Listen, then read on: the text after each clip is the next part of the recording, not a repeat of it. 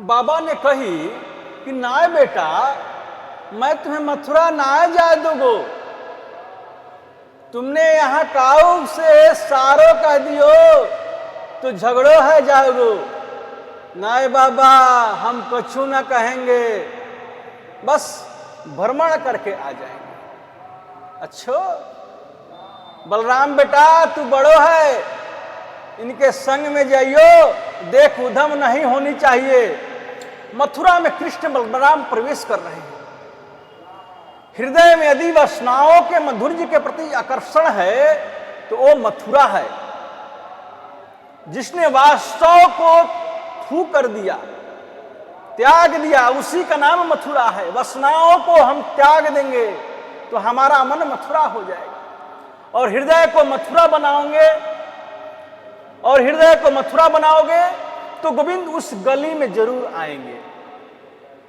वो बिना बुलाए आएंगे, क्योंकि उनके आगे की जगह अच्छी बन गई।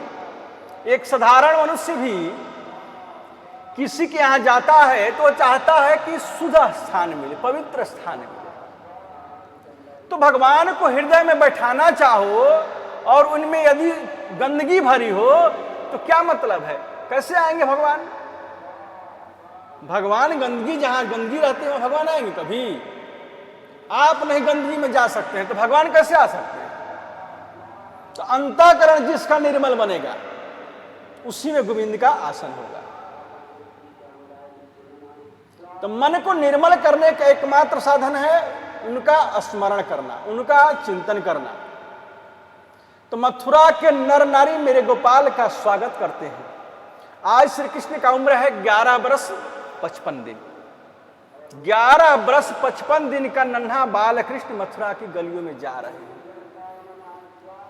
माताएं गोविंद पर फूलों की वर्षा कर रही हैं, आपस में चर्चा भी कर रही हैं कि ये सांवरे श्री कृष्ण हैं और गोरे बलराम जी हैं, इन्हें मथुरा क्यों बुलाया है? कृष्ण बलराम पर माताएं सुमन वर्षा कर रही है। परमात्मा को सोना नहीं चाहिए, चांदी नहीं चाहिए, हीरे जवाहरात नहीं चाहिए, धन दौलत नहीं चाहिए। परमात्मा को तो सुंदर मन चाहिए। जिसका मन सुंदर है भगवान उसी के हृदय में वास करते हैं। सुमन का सरल सा अर्थ है सुंदर मन। तो सुंदर मन जिसने उन्हें अर्पण कर दिया तो वो प्रसन्न हो गए। और जब फूल बरसने लगे तो कन्हैया के जो छोटे सखा हैं उन्हें बड़ा संकोच लगा। सब सखा बोले, लल्ला हमें तो शर्म लग रही है। कन्हैया बोले, काय की बात शर्म? अब देखियो लाला, मथुरा में प्रवेश करते ही हमारे ऊपर कैसे फूल बरस रहे हैं। अरे जब मथुरा में घूमते ही इतने फूल बरस रहे हैं तो मामा कंस के दरबार में तो जाने कितने स्वागत होएगा। कन्हैया बोल रहे, कन्हैया ने सोचा कि कितने भोले हैं ये सखा, इन्हें क्या मालूम कि मामा कंस ने हमें क्यों बुलाया। ये तो समझ रहे हैं कि मामा जी घी बूरी की थाली से हमारा स्वागत करेंगे। कृष्ण ने कहा, ठीक है, मैं तुम सबके वस्त्र की व्यवस्था करता हूं। श्री कृष्ण यमुना किनारे एक धोबी के पास गए और बड़े स्नेह से कहा कि मामा जी राम राम। उसने तो देखा ही नहीं। कृष्ण फिर कहा, मामा जी हम कंस महाराज के भांजे हैं, उनसे मिलने जा रहे हैं, हमारे सखन के पास वस्त्र की कमी है, आप जरा वस्त्र दे दो, उन्हें पहनकर उनसे मिल आएंगे और लौटेंगे तो वापस कर देंगे। धोबी ने कहा, अरे ग्वालियर, जीवन भर तुम्हारे पोखर का पानी पियो, बेझर की रोटी गुड़ के साथ खाई और महाराज के वस्त्रों को पहनने की अभिलाषा करते हो। चले जाओ यहां से। जो काम महाराज कंस को करना है वो पहले मैं ही कर दूंगा। घंटे 2 घंटे के मेहमान हो। ऐसी अभद्र भाषा में कृष्ण से बोल पड़ा। और कन्हैया बोले, देखो हम तो आपसे मामा जी कह रहे हैं, आप तो बड़ी गुस्सा कर रहे हो। धोबी डंडा लेकर मारने दौड़ा। मेरे कृष्ण की अंगुली पकड़कर छोटा सा सखा चल रहा था। ने इस बात का मन में गुमान है कि हम कन्हैया के मित्र हैं। और जब धोबी डंडा लेकर मारने दौड़ा तो उस नन्हे से सखा ने कहा, कन्हैया होगी सो देखे जाएगी, तू पुतना वाहे हाथों को दिखा दे। पीछे कछु होएगो तो मैं हूं। मेरे गोपाल ने उसको अंक में भर लिया। इसकी कोई जरूरत नहीं है भैया, तुम्हारा स्नेह ही बहुत है। धोबी जब मारने दौड़ा तो मेरे बाल कृष्ण ने अपना छोटा सा हाथ उसके मुख पर मारा और उसका सिर ही धड़ से अलग हो गया। अब तो घाट पर जितने भी धोबी थे सब भयभीत हो गए। भागो भागो भागो भैया, पुतना मारने वाला आया गया है, सक्टासुर मारने वाला आ गया है। ऐसा कहकर वहां से सब भाग गए। कन्हैया बोले, भैया जितने वस्त्र चाहिए पहन लो। नन्हे नन्हे सखा वस्त्रों को पोटली खोलकर वस्त्र पहनने में लग गए। तो बड़ी समस्या है, वस्त्र है 15 हाथ के और ये है 3.5 हाथ के। चमकीले वस्त्रों को देखकर पहन तो लिया, अब बाजू 1.5 हाथ के नीचे लटक रही है और नीचे सड़क साफ हो रही है बिना झाड़ू के। अब तो और शर्म लगे। लला ये तो मंगनू से लगे। कन्हैया बोले, मैं व्यवस्था करता हूं, घबराओ मत। ततस्तु वाय कह प्रीता अस्तयोर्वेशकल्पया विचित्र वर्णैश्चैलेयो लियैराकल्पैरनूरपतः। भगवान एक दर्जी के घर पधारे और वो भी श्री कृष्ण का भक्त था, कंस का नौकर था। उसने खिड़की से गोपाल को बुलाया। उसने स्वरूप के अनुकूल वस्त्र को बनाया। ततः सुदाम्नो भवनम मालाकारस्य जगमतो। एक सुदाम नाम के माली के घर गए और उसने सबको माला पहनाई। कृष्ण ने उन्हें भक्ति का वरदान दिया।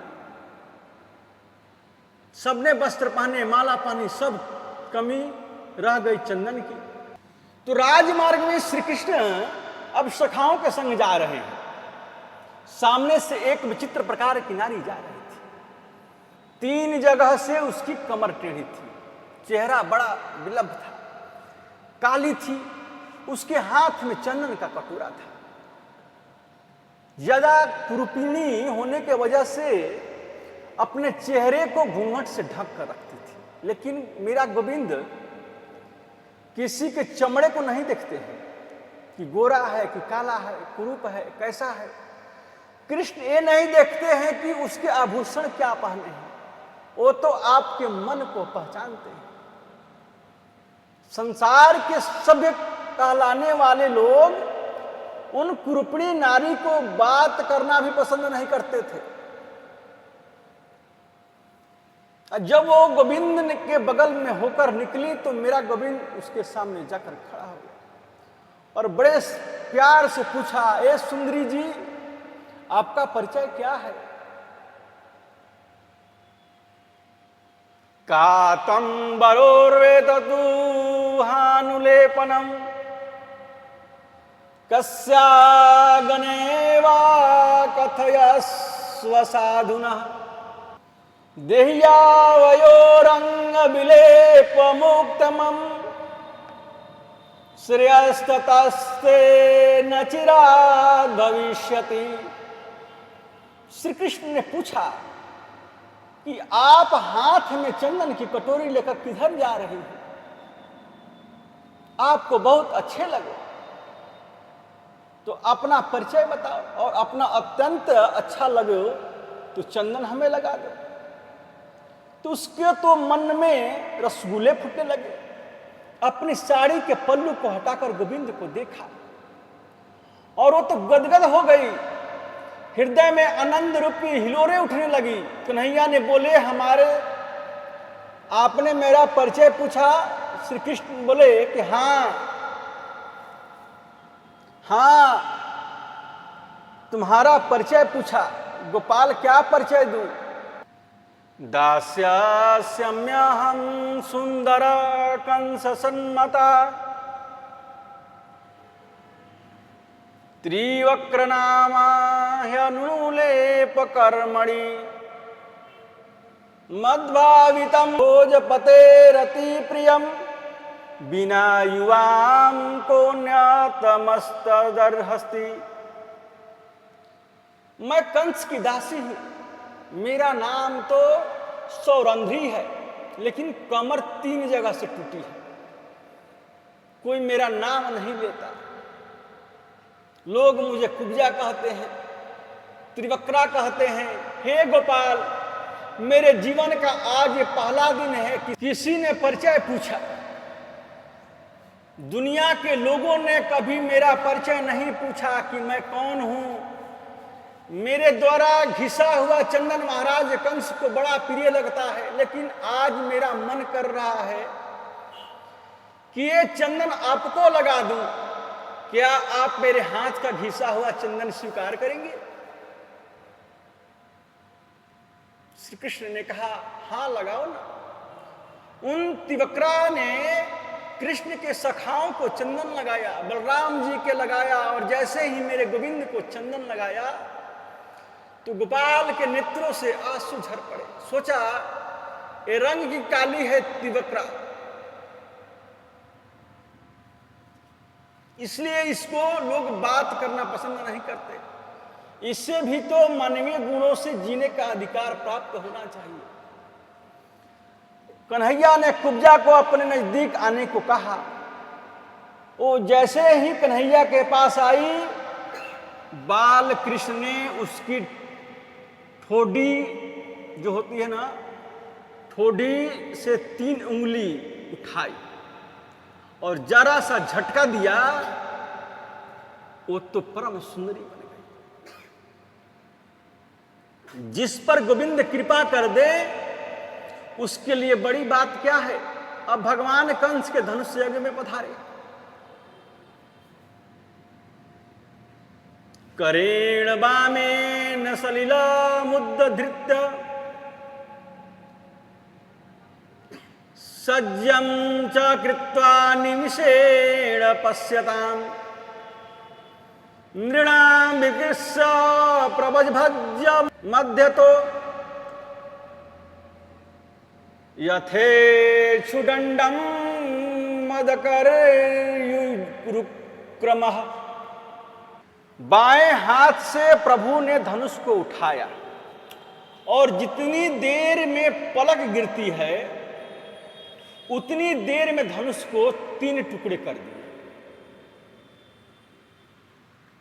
कौलियापीड़ नाम के हाथी को मार दिया। कंस के पास समाचार गया, ये क्या किया महाराज? कृष्ण को क्यों बुला लिया आपने?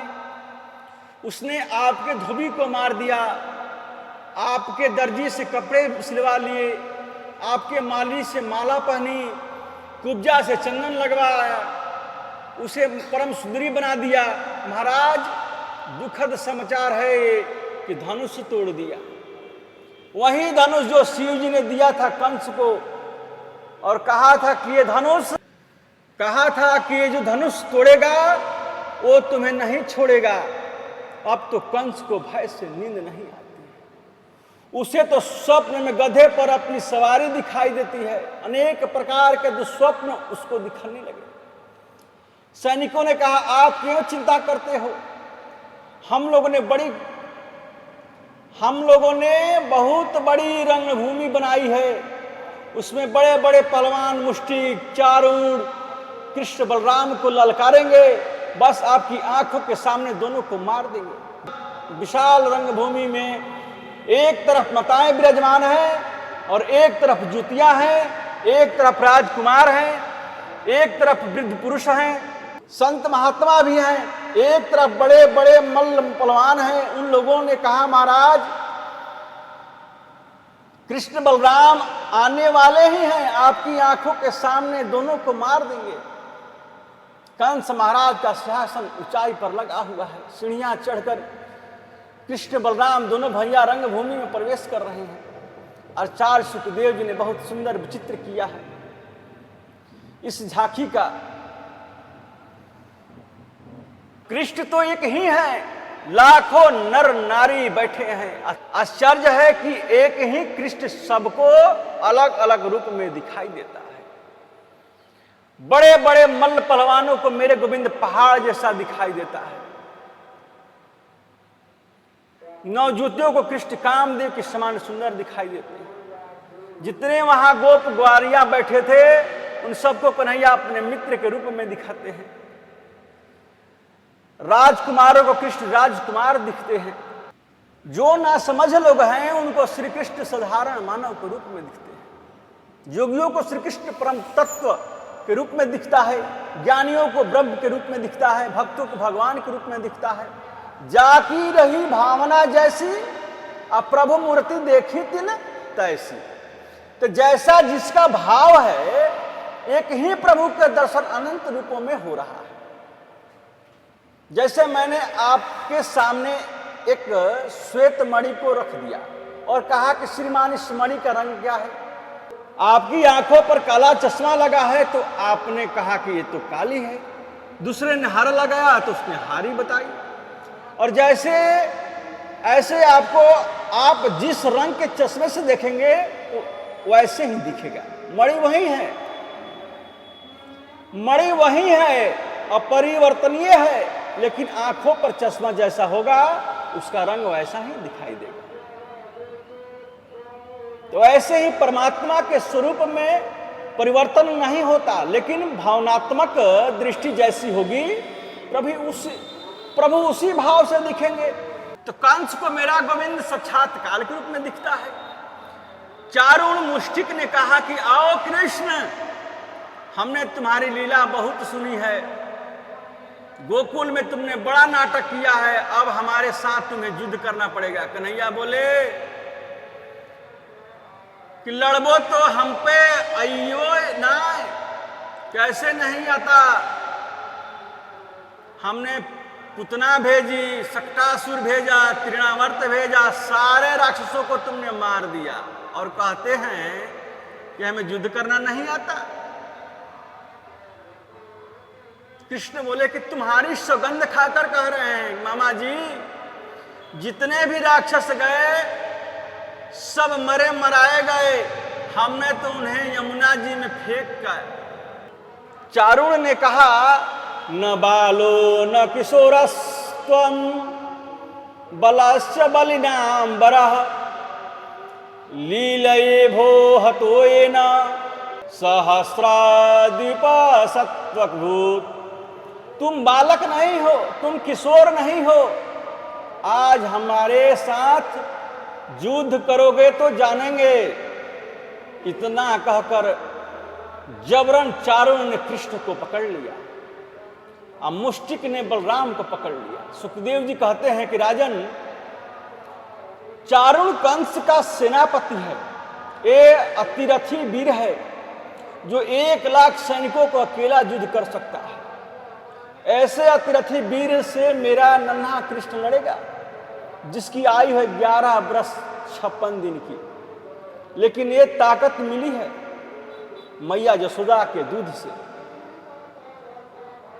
जिस माता के अंतर हृदय में ये भावना हो कि वृद्धावस्था में बालक हमारी सेवा करे, तो बचपन में बालक को अपना दूध पिलाना चाहिए।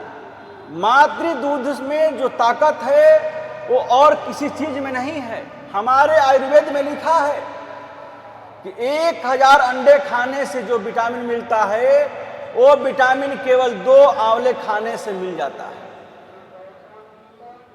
कृष्ण ने इतने बड़े बड़े राक्षसों का उद्धार किया, इतने अतताइयों को मार गिराया, वो सब दूध दही माखन मखाकर। व्यक्ति को विशुद्ध शाकाहारी होना चाहिए। लंबी आयु और निरोगी काया में रहना है तो शाकाहारी का सेवन करो, किसी प्रकार का रोग आपको घेर नहीं सकता है। जो अंदरूनी ताकत है, शारीरिक शक्ति है, आत्मशक्ति है, वो हमारे शाकाहार में जितनी सन्निहित है उतनी मांसाहार में नहीं है। मेरे गोपाल ने चारुण से युद्ध किया और चारुण को उठाकर 7 बार एक बार दो बार नहीं, 7 बार घुमाया और धड़ाम से जमीन पर पटक दिया।